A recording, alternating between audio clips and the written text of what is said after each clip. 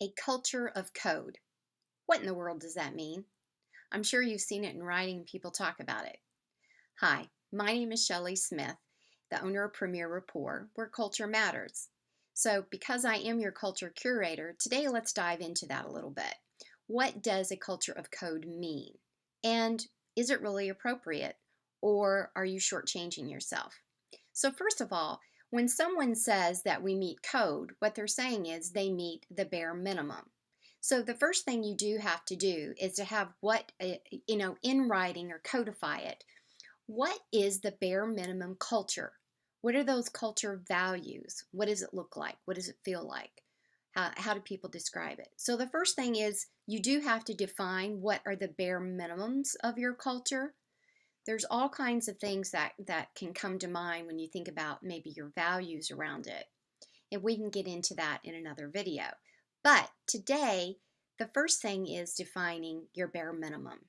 Once you have your bare minimum and it's in writing and you have everybody on board, because remember, culture is predicated on people. People are the ones who make up the culture. It's not fancy writing on the wall. It's not just written in a value statement or a culture statement, but it's lived by individuals daily. So once you've defined, codified your culture and put it in writing, the next thing that you really need to do is ask yourself, what does success look like? When will I know that we're meeting the bare minimum first? And then when will I know, or when will the entire team know, or the board of directors know, that we're actually taking it a step further?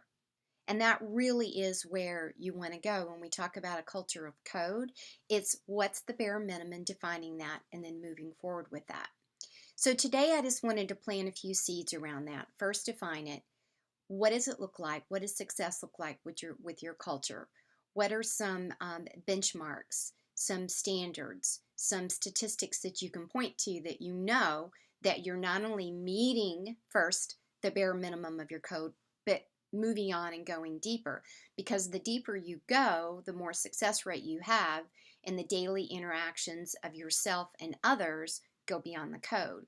An example would be if you walk on a beach after a hurricane, oftentimes the steps from the houses or the hotels that get down from the land to the beach have actually washed away. Have you ever wondered why some of them don't? Or why some houses stand and some don't? Well, the reality is the person who is constructing those steps or that house went beyond code.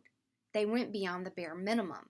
So they were able to withstand tougher environments. And for you, the war on talent, maybe a new competitor coming into town, maybe a change within your market, maybe a change within the policy if you have government regulations, maybe something changes with funding if you're a nonprofit.